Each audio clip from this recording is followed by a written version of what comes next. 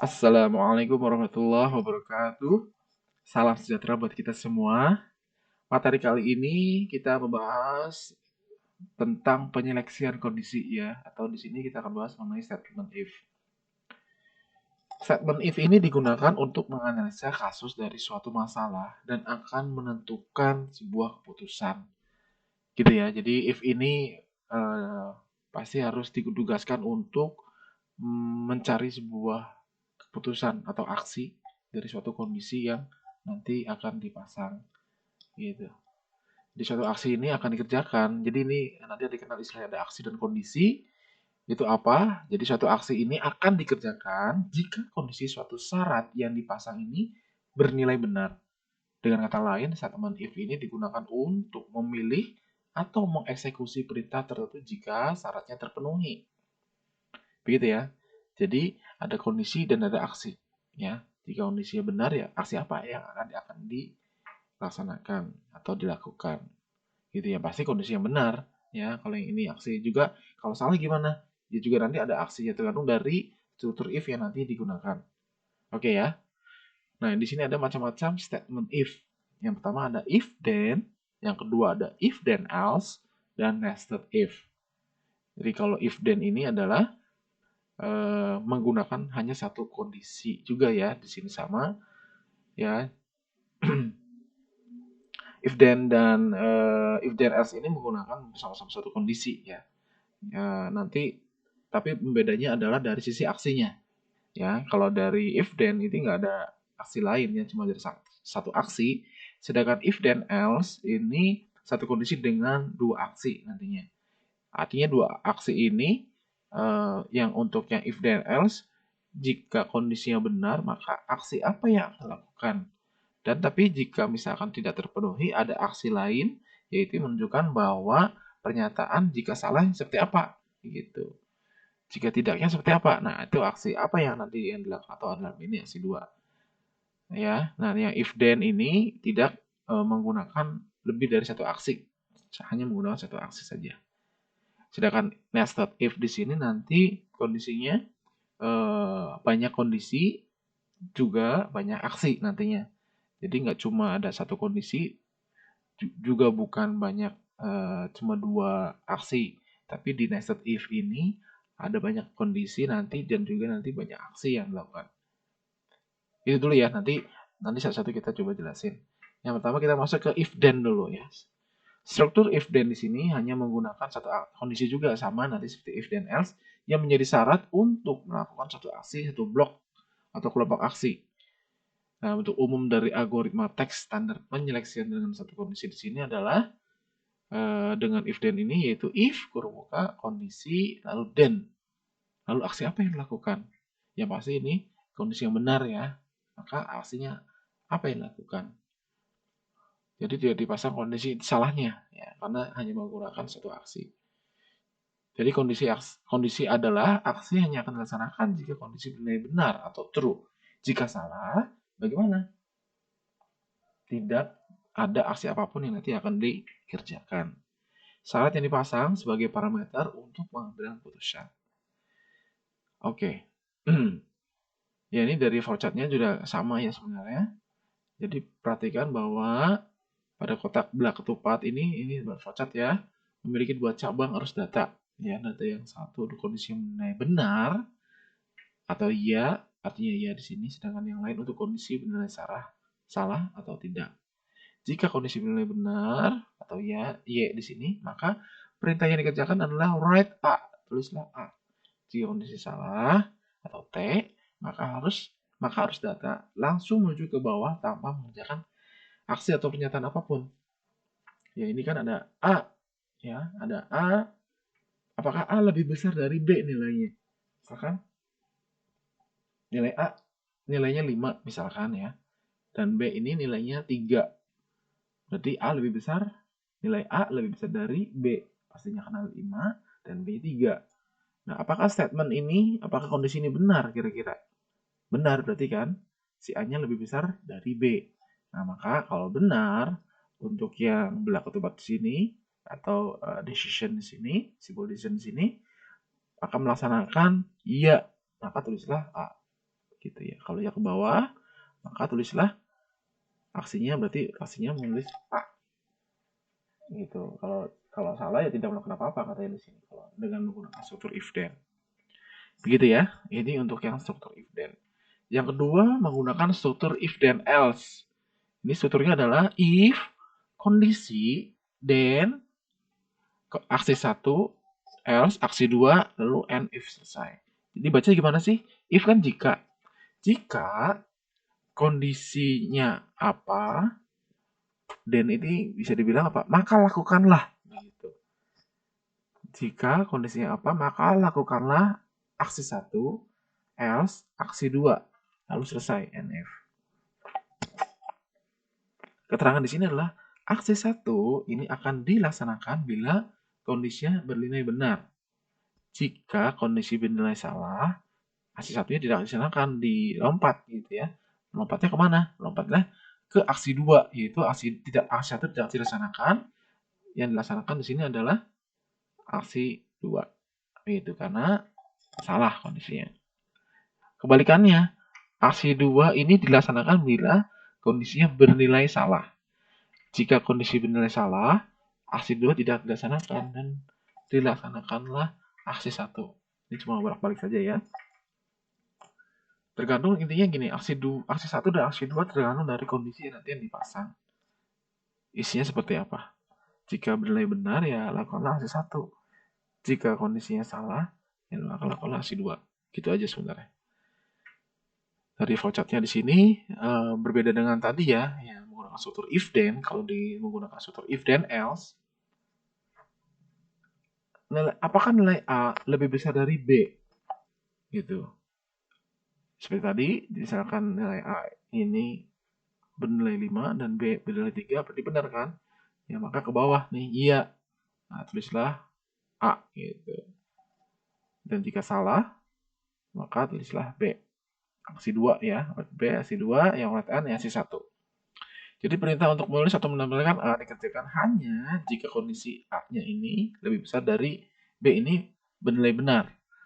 Ya, sedangkan jika yang terjadi adalah baliknya, maka pernyataan dilakukan adalah menulis B. Oke, mungkin masih belum kebayang ya. Nanti kita tinggal contoh bisa kelihatan. Ini yang terakhir ada nested if ya. Nah, seperti tadi dibilang, untuk nested if ini terdiri dari banyak kondisi dan aksi. Ya, if kondisi 1 seperti apa, kemudian akan dilaksanakan aksi 1. Jika else if lagi, kondisi 2 maka lakukan aksi 2, kondisi 3 maka lakukanlah aksi 3. Else-nya aksi 4 and if. Jadi di sini banyak ya, tapi pembedanya adalah lihat. Ada kondisi 1 maka lakukan 1, 2, 3 dan terakhir ini tidak perlu ditulis else if-nya lagi karena nggak ada kemungkinan lain, langsung saja ditulis else aksi 4. Gitu, selesai. Nah, ini langsung contoh ya, biar sedikit gambar. Misalkan, ini kurang satu nih, sorry ya. Ini kok nggak ada right-nya. Bentar. Nah, ini. Jadi seperti ini. Jika satu set biar kelihatan kondisi 1 ini seperti apa, 2, 3 nih ada 3 kondisi jika lihat nih. Contohnya kalau di sini ada kode kelas lah gitu ya.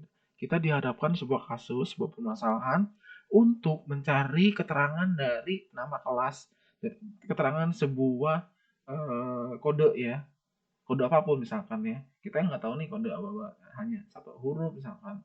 Nah, ini harus pengen tahu nih keterangan dari kode-kode ini apa. Nah, dalam ini contohnya misalkan dari kode-kode kelas gitu ya, ada 4 kode ya, ada P, S, SR dan M. Ini menunjukkan kode kelas misalkan. P ini menunjukkan pagi, S-nya siang, SR-nya untuk sore, M-nya ini malam. Nah, misalkan seperti ini ya.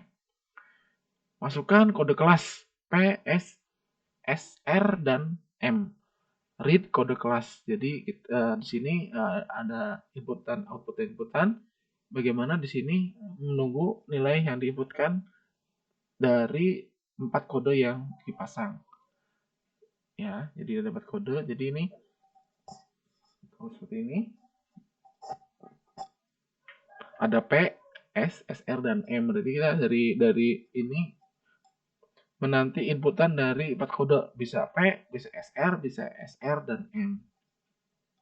Maka di sini ditulis untuk yang nested if ini ditanyakan ya, if apakah kode kelasnya P, nanti tanya di sini ya, tergantung kode inputannya apa si pengguna gitu, bisa nulis P-nya saja, bisa S-nya saja, R, SR atau M. Nah, ini ditentukan di sini.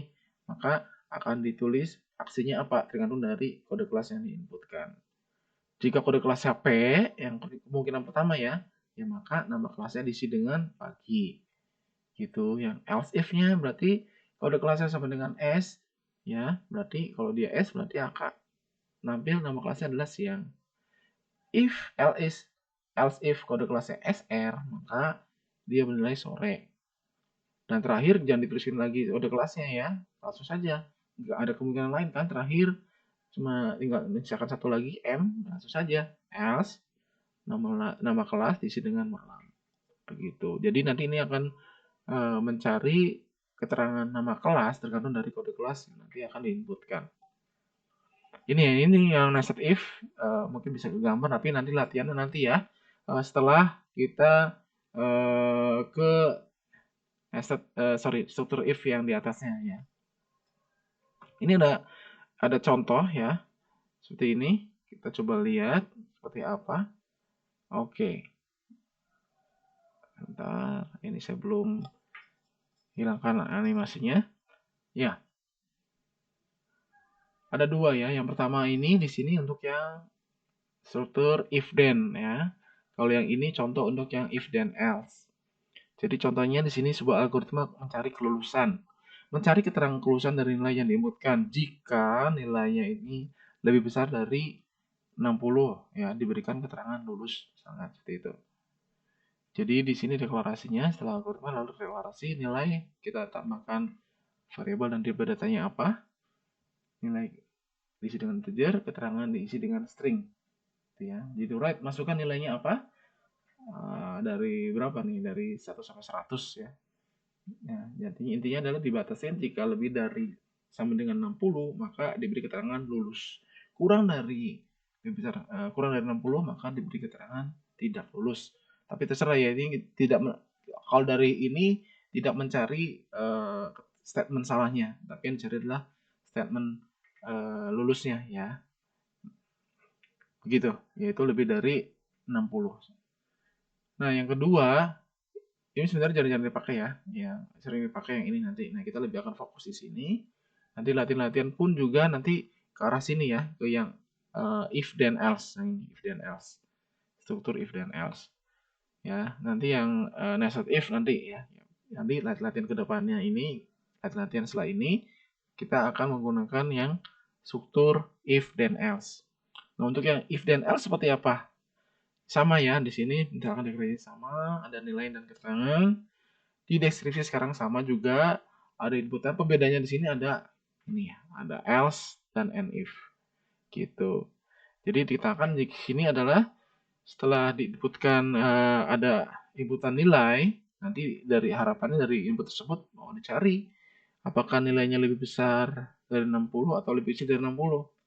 Jika nilainya lebih besar sama dengan 60, maka akan diberi keterangan lulus. Jika kurang dari 60 berarti diberi keterangan tidak lulus seperti ini. Oke, gitu ya. Jadi misalkan di sini dimasukkan nilainya berapa? 70 ya. Apakah nilai yang disebut sini berarti nilainya sudah punya ya, ada 70 misalkan. Apakah nilai di sini atau misalkan if 70 lebih besar dari 60? Benar berarti kan? Nah, jadi di sini jika statement ini bernilai benar, maka dilakukanlah aksi 1 yang ini. Gitu. Apakah 70 lebih besar dari 60? Iya, berarti kan maka lakukanlah keterangan diisi dengan keterangan lulus. Begitu. Ya, else-nya berarti yang aksi 2-nya tidak dilakukan. Ya, karena yang statement benernya itu ada di aksi 1. Ya. Oke. Dan kebalikannya, misalkan masukkan nilai, read-nya diisi dengan nilai 45. Itu gimana? Ya, tanyakan lagi di sini kita lihat. If apakah nilai lebih besar dari 60? nilai tadi sudah terisi, misalkan sudah ada bernilai misalkan 45. Apakah if 45 lebih besar dari 60? Bener nggak statementnya? Berarti salah kan? Nah, maka ini tidak dilakukan aksi 1. Keterangan lulusnya tidak dilakukan, maka dilakukanlah aksi 2. Keterangannya diberi tidak lulus. Seperti itu. Gitu ya. Jadi tergantung dari kondisi yang dipasangnya, dari inputan nanti yang diinputkan. Ya, jadi lihat dari kondisi ininya. Jika misalkan nilainya lebih besar lebih kecil, ya tergantung nanti aksi mana yang akan dilakukan. Oke ya, gitu ya. Jadi langsung setelah ini write keterangan. Seperti itu. Oke ya. Nah, sekarang kebalikannya. Ya. Bagaimana kalau misalkan if nilai dipasangnya di sini lebih kecil sama dengan 60? Itu gimana? If nilai bukan lebih besar dari pasangan, tapi lebih kecil dari 60. Maka berarti gimana? Iya, betul. Maka jika nilai lebih kecil dari 60, keterangannya ditulis di sini bukan lulusnya dulu, tapi ditulisnya tidak lulusnya dulu, begitu. Ya. Jadi if nilai lebih kecil dari 60, then keterangan diisi tidak lulus. Else-nya keterangan lulus, begitu. Jadi dibalik. Jadi intinya gini, aksi 1 ini kan katanya bernilai benar, ya. Tergantung dari kondisinya, begitu. Yang dipasang apa? Kalau benar, ya seperti itu, gitu. Tergantung dari ininya. Ya, kalau tadi kecil, lebih kecil, ya berarti tulislah yang tidak lulusnya. Oke, mudah-mudahan jelas ya. Oke, itu saja. Nah, ini ada latihan. Nah, coba dikerjakan. Sekarang, sebentar. Nah, sorry, ini latihan dulu ya. Oke, sebentar. Ini ada latihan. Ya, dari yang kemarin sama sebenarnya kita cuma tambahkan statement if-nya ya, seperti apa. Oke. Jadi di sini contohnya adalah menghitung total bayar dari sebuah minimarket dengan ketentuan akan mendapatkan diskon jika pembelian di atas 100.000. Ya, sama seperti kemarin tentang penjualan, tapi di sini ada ditambahkan kondisi untuk pemilihannya gitu. Dengan kondisi diberikan diskon. Ya, ini diskonnya sebesar 10% ya jika pembelian di atas 100.000. Oke, langsung saja. Jadi sini menghitung total bayar dengan diskon 10.000 dengan syarat, dengan kondisi nilai pembeliannya itu harus di atas 100.000. Oke, ini sama ya. Jadi ada kode barang, nama barang kita tentukan dulu terkait dengan total bayar. Kira-kira variabel apa saja yang dibutuhkan beserta tipe datanya. Oke, ini sudah semua. Ibaratnya kita sudah seperti kayak kemarin ya, sama persis. Nah, kita lanjutkan di sini. Right, masukkan kode barang. Oke, masukkan nama barang. Iya, masukkan jumlah barangnya. Masukkan harga barangnya. Yang pertama kita lakukan adalah kita mencari perkaliannya ya, untuk mencari total sementara dulu. Total barangnya sebelum diberikan diskon. Ya, berarti di sini adalah jumlah barang yang dibeli berapa buah, lalu dikali harga satuannya, harga barang satuan tersebut berapa. Nah, ini dimasukkan ke dalam variabel total harga. Itu. Ini sudah selesai belum dari sini? Belum, kan? Belum terjawab. Kalau di soal nggak ada diskon yang diberikan ya sudah selesai, hanya sampai sini doang. Begitu. Ya. Tapi ada diskon, berarti harus tanya lagi. If ya, diskonnya katakan 10% dari total pembelian. Ya. Nah, total pembelian dari mana ya? Total harga di sini ya. Total harga yang diberikan, total harga yang variabel yang di sini.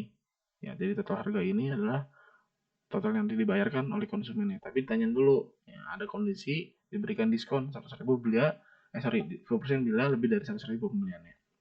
Tanyakan di sini, if total harga lebih dari 60, maka apa lakukanlah? Ya lakukanlah berarti total diskon. Nah, akan diberikan sebuah variabel namanya total diskon yang isinya adalah total harga ini dari total ini mencari nilai diskonnya. Nah, oke. Jadi total diskon ini didapat dari total harga dikali diskon ini adalah ini ya, 0,1 ya, dari 10%. Dikalikan langsung dari total harganya. Jadi ini total diskon ini sudah berupa uang, hasil dari 10% dikalikan dengan total harga. Tergantung berapa nanti inputan yang dihasilkan di sini. Penjumlahan antara jumlah barang dan harga barangnya.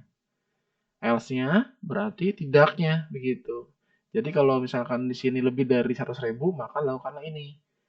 Jika total harganya, total pembelian tidak kurang dari 100.000, maka lakukanlah ini. Misalkan 90.000 gitu, nggak nyampe 100.000, maka lakukanlah. Artinya tidak mendapatkan diskon. Ya, maka tetap tuliskan saja total diskon diisi dengan total harga dikali 0 gitu. Kalau dapat berarti kali diskon. Ini ya konstanta yang ada di sini, nilai tetapkan yang sudah diberikan di awal. Itu ya. Jadi ini selesai untuk mencari if-nya. Nah, baru terakhir belum selesai nih. Nah, total bayar berarti total harga ini dikurangi total diskonnya berapa. Hasil dari sini ya. Begitu ya.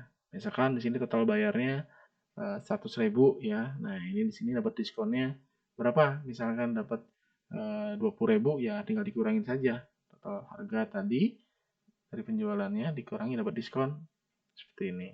Terserah ya, ini kalau di sini mau dapat mau enggak, kalau misalkan total diskonnya 0 ya tinggal dikurangi 0, hasilnya sama begitu. Tetap total harga yang di awal. Tapi kalau misalkan dikurangi total diskonnya berisi nilai ada di sini, ya tinggal dikurangi saja berapa nilainya. Dan terakhir, total pembayaran adalah total bayarnya berapa yang nanti dibayarkan oleh konsumen. Gitu, ini contoh dari sebuah kasus dengan kita pecahkan dengan struktur if dan else. Mudah-mudahan bisa dipahami ya. Oke, jadi untuk lebih lancar, ini ada latihan, silakan Anda kerjakan. Gitu. Jadi di sini untuk menghitung total pendapatan dari yang diterima oleh seorang karyawan. Ya. Ketentuannya antara lain, mendapat tunjangan sebesar 250.000 bila karyawan dengan status M. Ini ada maksudnya ya, kenapa menggunakan M? Ya, berarti nanti ada inputan seperti ini ya. Nanti Anda lihat, ada inputan sebentar yang ini. Contohnya seperti tadi, yang contoh yang mana? Contoh yang ini ya. Nih, gitu. Ada inputannya, bikin statusnya M gitu. Jadi masukkan status, ada dua kondisi kan? Kalau nggak ada dua kondisi ya, dengan status M itu menikah. Selain menikah berarti ada kondisi apa lagi yang diharapkan? Kalau nggak ada M, ya misalkan single ya atau lajang, cuma dua itu aja ya, menikah dan lajang. Jadi nanti masukkan status M kurung buka sama dengan kasih keterangan aja sama dengan menikah gitu, koma kurung buka siku S tutup sama dengan single gitu. Jadi sama dengan apa? Dan maksudnya nanti si orang yang nanti menginputkan itu tahu untuk masukkan status ini berarti cuma dua nilai yang nanti kemungkinan yang diinputkan. Kalau nggak M ya S. Itu ya. Paham?